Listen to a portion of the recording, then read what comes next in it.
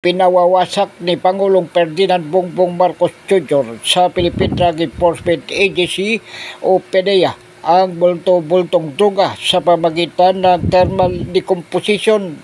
Ito'y matapos sa inspeksyonin ng Pangulo ang droga na nasa 8.87 billion sa tanggapan ng PDEA sa Quezon City, Hunyo 24. Ayon sa ulat, na-recover ang bilyong halaga ng floating shabu sa karagatang sakop ng Zambales, Pangasinan, Ilocos Norte, Ilocos Sur at Cagayan.